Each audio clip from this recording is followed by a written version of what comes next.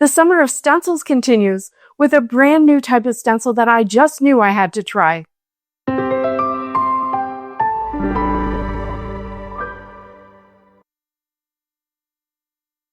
I love stencils. I love to spin my stencils, and I love geometric patterns. So I got really excited when Sizzix released a new kind of rotating stencil that makes it easy to create colorful, precise, geometric backgrounds with or without their stencil and stamp tool. I'll show you how they work, and then I'll show you some ideas for taking them to the next level. This is the Sizzix stencil and stamp tool. Mine has the optional stamp and turn lid, and I don't need that at all today.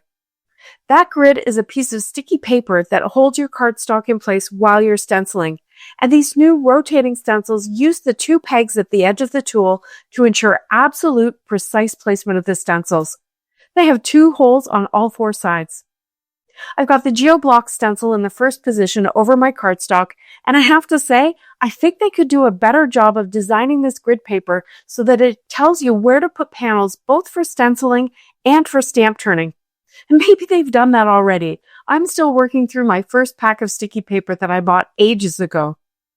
I've chosen a color palette based on this photo from Arcane Fiberworks, and I have Lemongrass, On the Lake, Glacier from Catherine Pooler, and Rainforest from Concord and Ninth.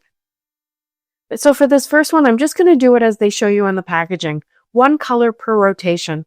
These stencils are a less expensive alternative to a layering stencil. Of course, you're limited to designs that would turn and fill in, but it's much cheaper to have one stencil that you turn than four. Although it does mean some cleaning in between, and you know how I feel about that. I started with the lemongrass, which is my lightest color, and I wiped it off before rotating the stencil by one turn, and then moving on to On the Lake. Another clean and a turn, and then I moved on to Rainforest, and then the final turn in Glacier. I actually have a single layer stencil from the Crafter's Workshop that has this same pattern, and having it split up like this has a couple of advantages. One is that, of course, I can do different colors on each layer easily without having to do any masking. And the other is that this stencil is much sturdier. This single stencil is very delicate, and I have ripped one of them in the past when I got a little too enthusiastic, shall we say, with my ink blending. Once I was finished with the Glacier, I felt like the lemongrass couldn't really stand up to those darker blues. So I replaced the stencil and I went back over it with my With and Olive ink, which is slightly darker and more green than the lemongrass. But see how precise those posts are?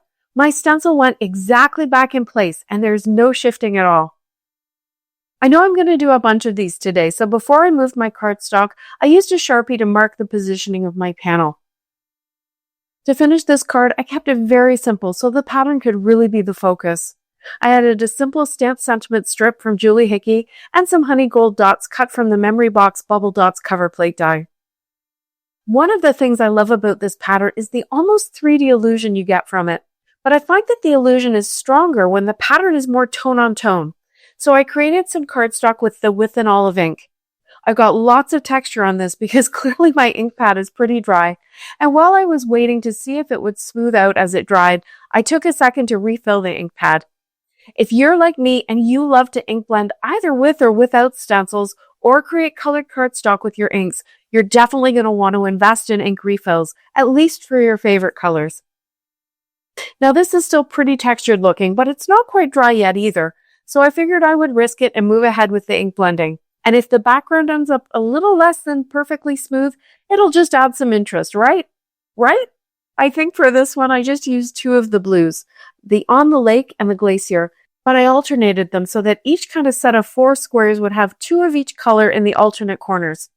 On that background, they look pretty close to each other, so it doesn't even really matter. But do you notice how that background color really has smoothed out? And the pattern looks a little more 3D. That's the magic of this pattern.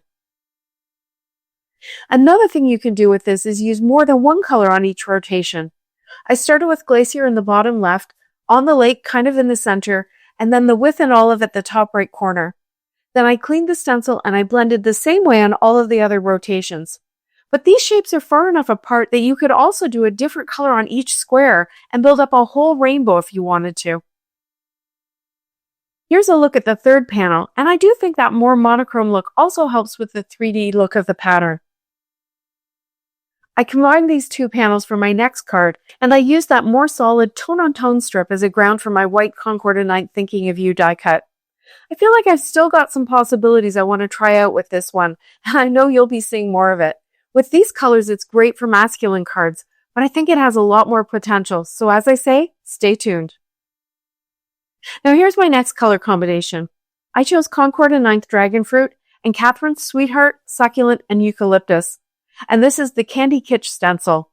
Again, for the first time, I'll just quickly use one color per rotation to form the pattern as shown on the packaging.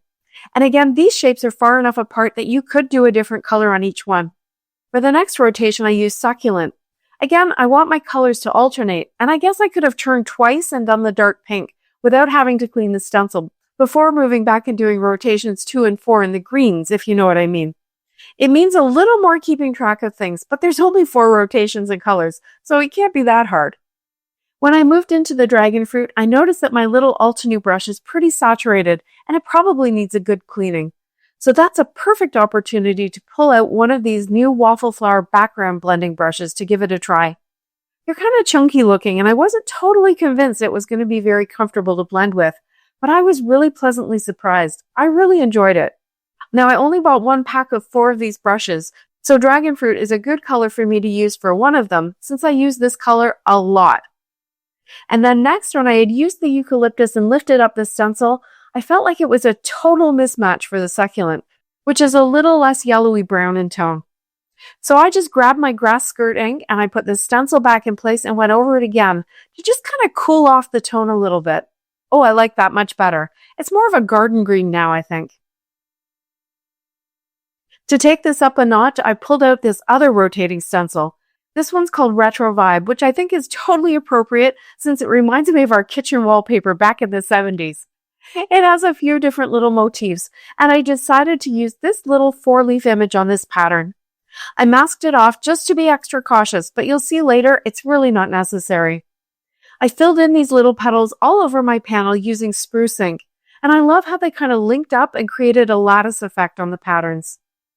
To finish this card, I added a circular birthday sentiment from Avery L. You're probably tired of seeing this one every week, but that just shows you how much I really love it.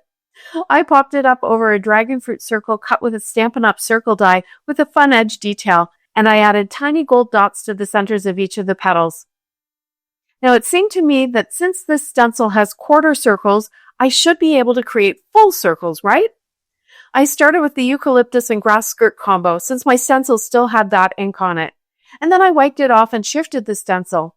Now at this point, I was freehanding it, so there's no post to ensure proper placement, and you just have to use your eyes and your good brain. I shifted the stencil again and I filled it in with the dragon fruit, using that big brush again, and then I wiped the stencil again and I filled it in with the succulent. Now I can see that it's not exactly perfect, but I think it's pretty good and it's a really fun alternative way to use this stencil.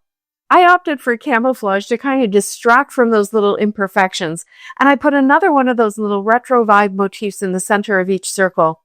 This time I did not mask around it and I had no trouble at all with any overblending. I think this is a really neat look. And again, it would be easy to do different colors on each circle because of the distance between the holes on the stencil.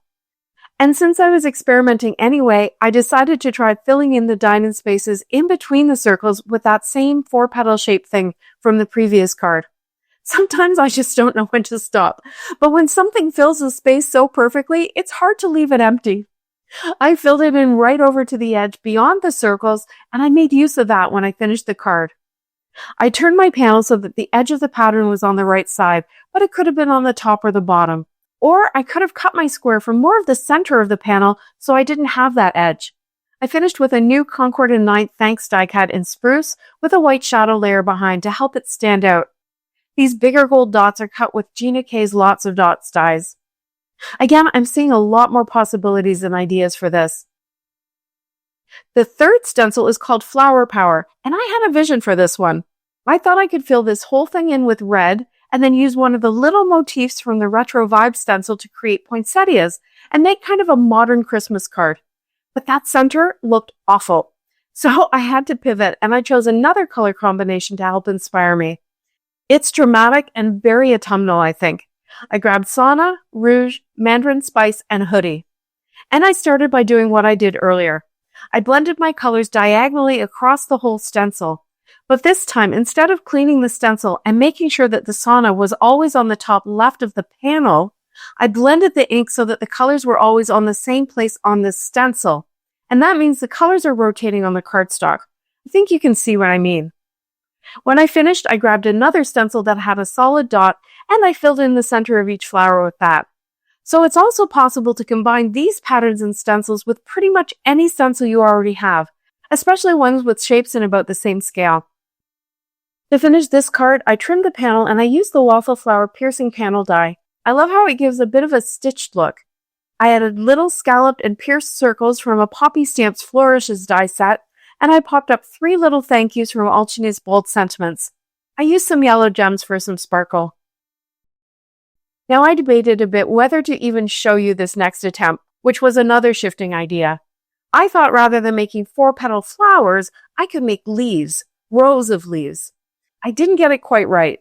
It was easy enough to line them up after inking up the first set, but I don't think I had my color blends quite right, and as I saw that I wasn't loving it, honestly, I started losing interest. I tried to revive it by adding a little dot to the bottom of each leaf, and I actually used one of the holes that you use for positioning the stencil on the little pegs, but I didn't like that either, so there's no card for this one. And honestly, the Retro Vibe stencil has too many different motifs in it for me to love it as a potential pattern. But it was quite useful as an accent, I think. If I wanted to create a full rotation of this stencil, I think I would use a very monochrome color scheme to balance the big differences in the little images. And this is also a great way to show you that if you don't have the stencil and stamp tool with the pegs, using these stencils with a Misty or a Waffle Flower water media mat, just something with a corner, will work just as well for positioning. Actually, I'm liking this a lot more than I thought I would. So I think those first 2 more geometric stencils are definitely my favorites of these 4, but that Retro Vibes was really useful too. I think because its designs are really the exact right scale to work with the other 3 stencils. And it turned out to be surprisingly fun in the end, didn't it? So what do you think of this type of stencil? I love it, and I've got lots of ideas with these ones to keep me busy until they come out with some more. Thanks so much for watching. See you next time.